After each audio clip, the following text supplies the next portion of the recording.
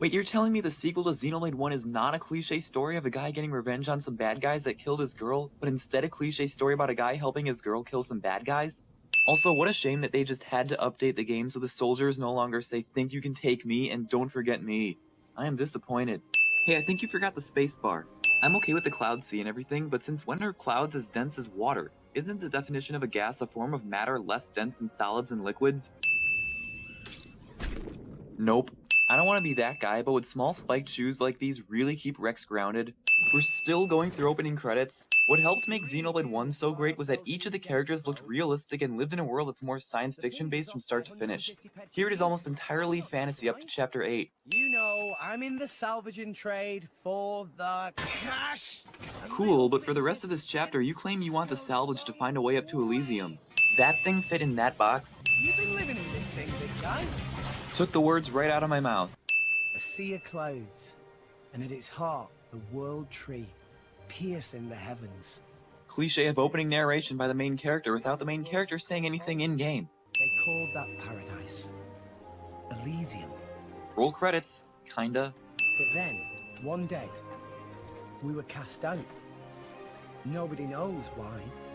Because we Perhaps needed a the game to angel happen, created that's so. why. But when it seemed like we would surely die out, the architect took pity on us, sending his servants, the Titans, to save us. So what were they all living on before the Titans were sent? Without them it's just a cloud sea, right?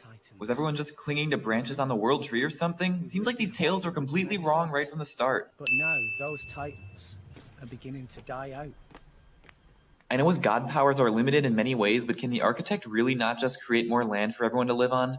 He created particles that form the present-day cloud sea, but he can't create particles that form dirt. Okay, I know you want me to give the game dozens of sins for the lip-syncing. Sorry, but I'm not going to do that because I know there's a good excuse for why it's so bad. I'll add just one here because the time Gramps turns his head around is not synced up with when he starts talking. Discount humpback whale. Perhaps we could all live in peace, with no need for fighting. Oh god, he's looking right at me. Also, there would probably still be fighting. The developer said, let's put Norse mythology in the second game. It'll be even better than the Celtic references in Xenoblade 1. Brilliant! Also, how in the name of math is that even possible? Wow, what an opening. In Xenoblade 1, we got an epic fight on a Titan's sword where Dunban, one of the coolest characters ever in gaming, dukes out versus Waves of Mechon with a lightsaber. Here it's just some kid on a normal day getting his lunch. He better get stabbed soon or else I'll say Chapter 1 is straight trash. Chapter 1 is straight trash. Colony 9 is better. Ugh. This thing's huge, and it's not even a Titan ship. Must be the bad guys. Ceasefire between Mor Arday and Uriah not keep for too much longer, methinks. So weaponry is hot item. Dude, how many functioning guns are just gonna be sitting around in the cloud sea? I reckon not many at all. Rex looking high spirits? No, how say, yes, peppy. Oh my god, Nabon can actually sound like this.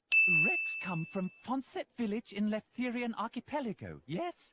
So do these Torna guys already know that the Aegis was sealed away behind a door that only a Leftherian could open? That's a pretty darn lucky guess if you ask me, even if it makes sense. Maybe we should have been more careful what we wished for. That being case, I have dincy-wincy thing to ask of Rex. Fauna reveals this top secret mission out in the open. I don't think those doors closed. Reward is 100,000 gold. 100,000? That may sound like a lot, but for reference, there are some coffees in this game that cost up to 2,000 gold, so 100,000 is probably not the game changer that Bana is offering. God dang it, this game is catgirls. That's an automatic sin. Oh, okay. I'm definitely a villain because I wear a mask and I'm staring directly into your soul cliche.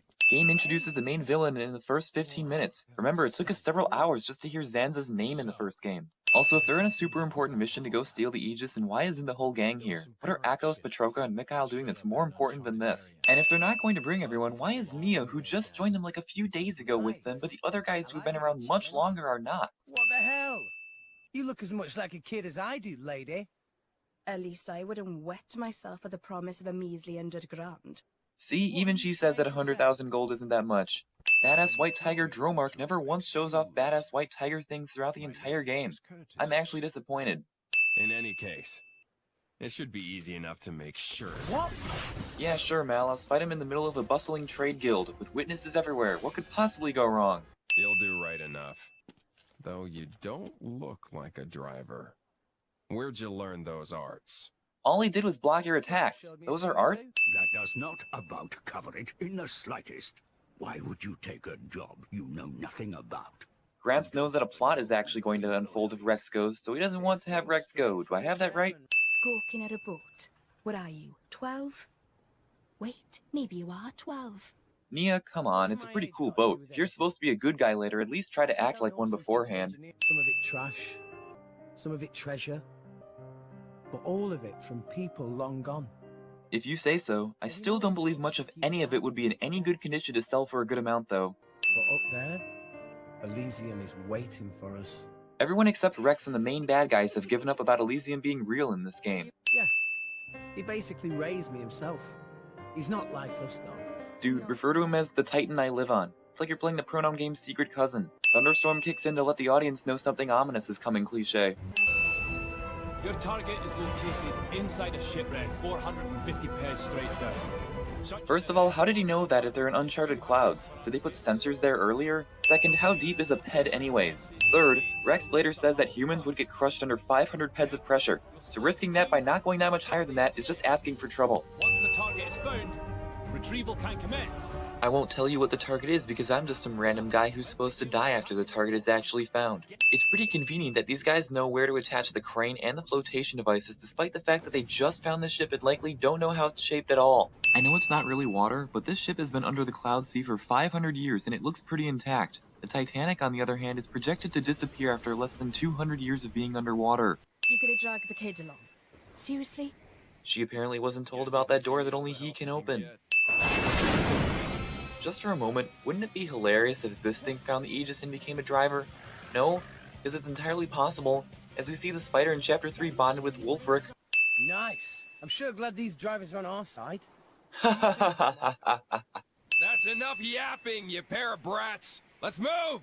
I agree. Nobody notices this obviously eavesdropping Nopon hiding here. These no ordinary fighters. Obviously, but they seriously never told you who they were? You're the guy who told Rex to listen to the details of the job, but you don't listen to the employers themselves. Not planning on letting us past, huh? Sounds like a challenge. I'm an Endbringer Aegis, and I believe that this level 5 shark thing is a big challenge. Jin, check this out. There it is. Adam's crest. Phew, my lucky guess turned out to be right. One of me? What are you talking about? Hurry up and do it! We're not paying you to ask dumb questions. That wasn't a dumb question, little shit. DNA sensor door. And it still works. Let's see. Protagonist and antagonist together on a ship looking for a long-lost treasure. Yep, this game is a discount national treasure. It's about this time where Jin and Malice could easily say, by the way, kid, don't touch the store that is very likely on the other side of this door. It'll kill you painfully. Or something like that. I'm fairly certain Rex would have bought it, and it prevents him from becoming the Aegis's driver. But no, we need to have a plot happen, god dang it. It's a girl. And to support what Rex just said, the game gives us this shot. We interrupt this suspenseful scene to bring you the Lego movie. Hey, brat! Don't even think about touching that! Yeah, well, you had a nearly 2-minute long window to tell him not to touch that sword. I timed it. Well, that was a fast game. Hope you enjoyed. I'm gonna buy some 2,000 gold coffee now if you don't mind. Also, I seriously doubt that was actually Lightspeed, but whatever, that's for another time. What a waste of time. Monolith recorded my reaction to playing this chapter in secret. I'm going to become a good guy now, Fist. Wait, we really are watching anime? Okay, I'll send that then. It's such a mournful sound. Oh man, they dragged poor Sky Bennett into this, didn't they? Hasn't stopped. You mean that bell sound? Well, duh. It's where we were born. Pyra plays the pronoun game. You were killed. Like I said, fast as hell game. Can you take me to Elysium? Suicidal thoughts, technically. I will give you half of my life force. Guess they couldn't think of a better way, huh? What will you do, Rex? Is this place really your home? Dude, just say yes. Oh wait, you don't know the job details yet. My bad. Now place your hand on my chest. What? Are you sure? I paid $60 for this?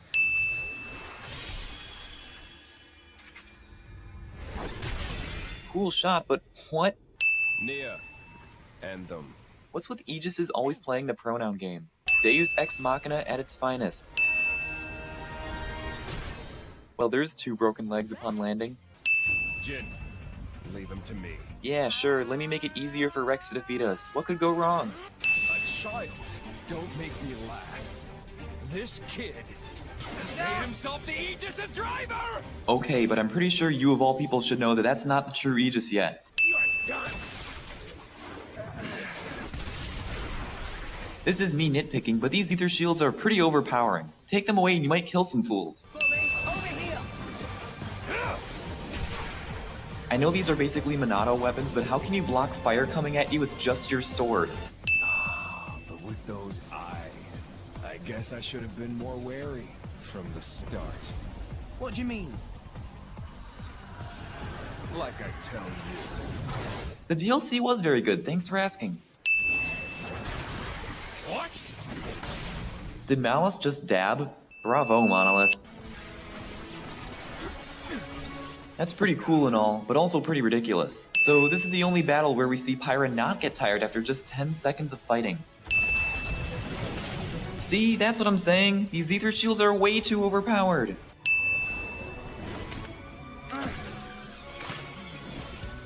Bullshit. Oh, come on. The Monoceros cannot be over here. Nia got thrown over this side because she got hit by the guns, which had to come from the other side to get thrown back here. There's no way the Monoceros can move here in only 20 seconds and immediately be in position to hit them.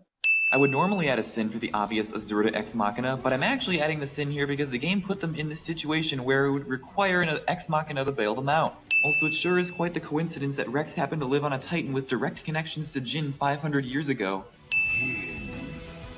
Still you persist.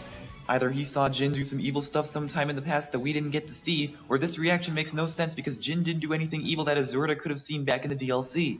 This asshole does 2 laps around the ship, allowing for an unnecessarily large window of opportunity for him to get shot down or hit by Jin or something. Turn her around! Ready the cannon! You have not Lightspeed, right?